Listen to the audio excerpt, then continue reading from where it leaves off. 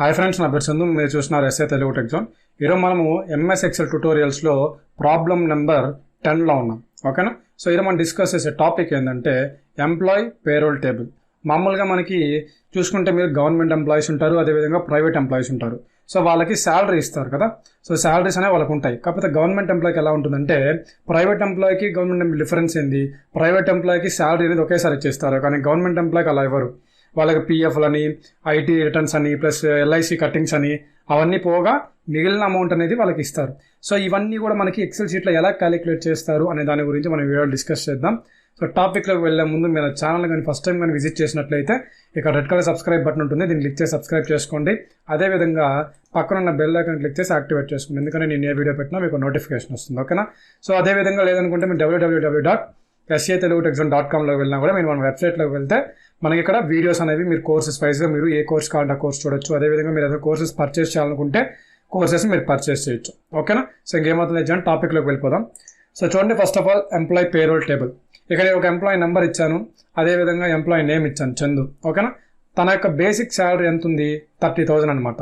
ఓకేనా? సో 30,000 అనేది అతని బేసిక్ శాలరీ. ఓకేనా? దీన్ని యూజ్ చేసుకొని మనం ఏంటంటే వీటన్నిటి వాల్యూస్ని కనుక్కుంటాం. సో చూడండి, మనకి ఇక్కడ టీఏ కానీ, డిఏ కానీ, ఎంఏ కానీ, హెచ్ఆర్ఏ కానీ ఇవన్నీ కూడా మనకి అమౌంట్ చెప్పరు అప్పుడు. సో ఎందుకంటే శాలరీస్ అనేవి అందరికి ఒకే విధంగా ఉండవు కదా. కొంతమంది 20,000 ఉండొచ్చు వాళ్ళ పోస్ట్ బట్టి.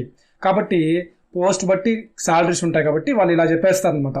మీకు హెచ్ఆర్ఏ వచ్చేసరికి 11.69% అని, అదేవిధంగా టీఏ వచ్చేసరికి 7.68% అని ఇలా చెప్పేస్తారు. ఆన్ బేసిక్ అనమాట. ఆన్ బేసిక్ శాలరీలో ఈ పర్సెంట్ అనేది ఈ అలవెన్సెస్ కిందకి వస్తుందని చెప్తారు. సో దాన్ని బట్టి మన శాలరీ ఎంతైతే ఉంటుందో దాన్ని బేస్ చేసుకుని మనం ఇవన్నీ క్యాలిక్యులేట్ చేస్తాం. ఎలా అనేది చెప్తాను చూడండి. ఫస్ట్ ఆఫ్ ఆల్ మనం హెచ్ఆర్ఏ కనుక్కోవాలి అంటే దీని యొక్క ఫార్ములా ఏంటంటే ఫార్ములా యూస్ చేస్తాం. ఫస్ట్ ఆఫ్ ఆల్ ఫార్ములా ఏదైనా ఉపయోగించాలంటే ఫస్ట్ ఈక్వల్ టు మెన్షన్ చేయాలి. దాని తర్వాత మనకి బేసిక్ శాలరీ ఇంటూ ఇక్కడ 11.16% ఉంది చూసారా, దాన్ని క్లిక్ చేయండి. క్లిక్ చేసి ఎంటర్ క్లిక్ చేసి చూడండి, ఆటోమేటిక్గా 3,507 రూపీస్ అనేది హెచ్ఆర్ అనమాట, హౌస్ అండ్ అలవెన్సెస్. ఓకేనా? Next TA, travel allowances. అది ఎలా కనుక్కోవాలి? ఆన్ బేసిక్ అని ఇచ్చాడు కదా, బేసిక్ శాలరీ. ఓకేనా? Is equal to basic salary into ఈ పర్సంటేజ్ అనమాట, basic salary into 7.68%. Enter click చేసే చూడండి అమౌంట్ వచ్చింది. Next DR allowances. సో చూడండి దీనికి కూడా అంతే సేమ్ అదే విధంగా ఈజ్ ఈక్వల్ టు మెన్షన్ చేసి basic salary into 6.30%. Enter click చేస్తే 1890 రూపీస్ వచ్చింది. ఓకేనా? సో ఇది కూడా సేమ్ అలాగే ఈజ్ ఈక్వల్ టు మెన్షన్ చేసి బేసిక్ శాలరీ ఇంటూ 14.65%. ఓకేనా? ఎంటర్ క్లిక్ చేస్తే వాల్యూ వచ్చింది. ఇక్కడ హెచ్ఆర్ఏ అంటే ఏంది? House rent allowances. మనం మామూలుగా ఓన్ హౌస్ ఉన్నా కూడా గవర్నమెంట్ ఎంప్లాయీస్కి ఏంటంటే హౌస్ రెంట్ అలవెన్సెస్ అని చెప్పేసి ఇస్తారనమాట. ఓకేనా? సో నెక్స్ట్ అదేవిధంగా ట్రావెల్ అలవెన్సెస్. మనం ఎక్కడికన్నా వెళ్ళి వర్క్ చేస్తున్నాం అనుకోండి, సో దూరంగా ఉన్నప్పుడు కానీ మన ట్రావెల్ అలవెన్సెస్ అనేవి ఇస్తారు. నెక్స్ట్ అదేవిధంగా డిఆర్ఎస్ అలవెన్సెస్ అంటే మనం ఏదన్నా బయట వర్క్స్కి ప్రాజెక్ట్స్ కోసం బయటకు వెళ్ళినప్పుడు మన కంపెనీ తరపున సో డిఆర్ఎస్ అలవెన్సెస్ కూడా ఇస్తారనమాట. ఓకే, ముందుగానే కంపెనీ ఇస్తుంది.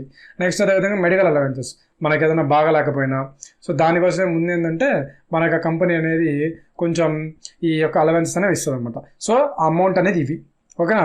ఇప్పుడు అలవెన్సెస్ మొత్తం టోటల్ అలవెన్సెస్ కావాలంటే మనం ఏం చేస్తాం? ఇవన్నీ సమ్ చేయాలి, అంతే కదా. ఇప్పుడు అలవెన్సెస్ మొత్తం కావాలంటే సమ్ చేయాలి. సో దానికోసం ఏం చేస్తాం అంటే ఈజ్ ఈక్వల్ టు మెన్షన్ చేసి సమ్ ఇచ్చి ట్యాబ్ క్లిక్ చేసి ఇవన్నీ సెలెక్ట్ చేసుకొని క్లోజ్ బ్రేస్ ఇచ్చి ఎంటర్ క్లిక్ చేస్తున్నాం. మొత్తం ఎంత వచ్చింది? అలవెన్సెస్ అంతా కలిపితే 12,096 రూపీస్. ఓకేనా? ఇప్పుడు మనకి గ్రాస్ టోటల్ శాలరీ. ఓకేనా? గ్రాస్ టోటల్ శాలరీ కనుక్కోవాలంటే అలవెన్సెస్ అదేవిధంగా బేసిక్ కలిపితే గ్రాస్ టోటల్ శాలరీ వచ్చేస్తుంది. ఓకేనా? చూడండి, is equal to allowances plus basic salary. Enter click చేస్తున్నాం చూడండి, 42,096 రూపీస్. ఓకేనా? ఇప్పుడు మనకి ఇవి ఉన్నాయి చూసారా, ఐటీ అని, పిఎఫ్ అని, ఎల్ఐసి అని, ఇవన్నీ ఏంటంటే మనకి కట్ ఆఫ్స్ అనమాట, డిడక్షన్స్. మన శాలరీలో ఇవన్నీ డిడక్షన్స్ అనమాట. ఇవన్నీ మనకి ఎప్పుడు వస్తాయంటే ఇప్పుడు ప్రొవిడెంట్ ఫండ్ అని, లైఫ్ ఇన్సూరెన్స్ ప్రీమియం అని, ఇవన్నీ కూడా మనకి రిటైర్ అయిన తర్వాత వస్తాయి. ఓకేనా? ఇన్కమ్ ట్యాక్స్ అనేది ముందుగానే కట్ అవుతుంది ప్రతి ఒక్కరికి, అది మళ్ళీ రాదు. కానీ ఇవి మాత్రం ఏంటంటే మనకి రిటైర్ అయిన తర్వాత ఫస్ట్ మనం మనీ కట్ చేసుకొని దాని తర్వాత మళ్ళీ ఇస్తాం. అవి ఎలా కనుక్కోవాలంటే చూడండి, దీనికి ఫార్ములా ఏంటంటే ఈజ్ ఈక్వల్ టు మెన్షన్ చేసి ఐటీ కనుక్కోవాలంటే గ్రాస్ టోటల్ శాలరీ ఉంది కదా, ఇది ఇంటూ ఈ పర్సెంటేజ్ 3.25%. ఎంటర్ క్లిక్ చేస్తే చూడండి 13,068 రూపీస్. ఓకేనా? నెక్స్ట్ అదేవిధంగా ప్రొవిడెంట్ ఫండ్ ఎంత ఉందో తెలుసుకోవాలనుకుంటే ప్రొవిడెంట్ ఫండ్ ఎంత ఉందో తెలుసుకోవాలనుకుంటే చూడండి ఈజ్ ఈక్వల్ టు మెన్షన్ చేసి gross total salary into 6.30%. Enter click చేసి చూడండి 2652 రూపీస్ వచ్చింది. ఓకేనా. నెక్స్ట్ అదేవిధంగా లైఫ్ ఇన్సూరెన్స్ ప్రీమియం ఎలా వస్తుంది? ఈజ్ ఈక్వల్ టు మెన్షన్ చేసి గ్రాస్ టోటల్ శాలరీ ఇంటూ 1.75%. ఓకేనా. ఎంటర్ క్లిక్ చేస్తే మనకు ఆన్సర్ వస్తుంది. ఓకేనా. ఇప్పుడు మనకి డిడక్షన్స్ కావాలా. డిడక్షన్స్ అంటే ఏంది? ఇప్పుడు ఇవన్నీ డిడక్షన్సే కదా. ఇవి ఇన్కమ్ ట్యాక్స్ అనేది, ప్రొవిడెంట్ ఫండ్ అనేది, అదేవిధంగా లైఫ్ ఇన్సూరెన్స్ ప్రీమియం అనేది డిడక్షన్సే కదా. సో దానికోసం అవి రావాలంటే ఈజ్ ఈక్వల్ టు సమ్ ఇచ్చి ట్యాప్ క్లిక్ చేసి ఇవన్నీ సెలెక్ట్ చేసుకొని క్లోజ్ బ్రేస్ ఎంటర్ క్లిక్ చేసి చూడండి 4756 రూపీస్ అని డిడక్షన్స్ అనమాట. ఓకేనా. ఇప్పుడు నెట్ శాలరీ కావాలి మనకి. నెట్ శాలరీ అంటే ఏంది? మొత్తం అలవెన్సెస్ అదేవిధంగా కట్ ఆఫ్స్ అన్నీ పోగా మన చేతికి ఎంత వస్తుంది అనేది నెట్ శాలరీ అనమాట. సో నెట్ శాలరీ కనుక్కోవాలంటే ఏం చేయాలి?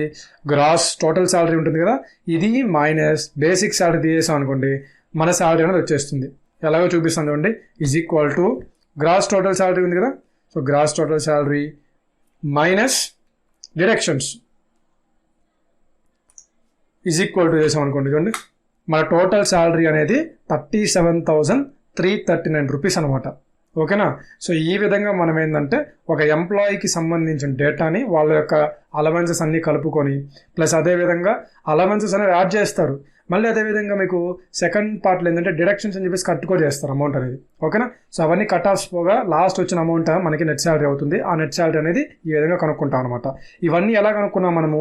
ఇక్కడ ఇచ్చిన పర్సంటేజెస్ యూస్ చేసుకొని అదేవిధంగా బేసిక్ శాలరీని యూస్ చేసుకుని ఇవన్నీ కనుక్కున్నాం. ఓకేనా. ఇప్పుడు మీరు ఇక్కడ ఏదన్నా మాడిఫికేషన్ చేశారనుకోండి మొత్తం మారిపోతుంది. ఇప్పుడు చూడండి నేను ఇక్కడ 40,000 పెట్టాను. ఓకేనా. 40,000 పెట్టాను. ఎంటర్ క్లిక్ చేస్తున్నాను. ఆటోమేటిక్గా మనకు వాల్యూస్ అన్నీ ఇక్కడ మారిపోయినాయి. చూసారా? యాక్చువల్గా అలా మారకూడదు, ఎందుకంటే మనం ప్రతిదీ కూడా ఫార్ములా బేస్గా చేసాం కాబట్టి మనం ఇలా మారవడం అనేది చాలా తప్పు.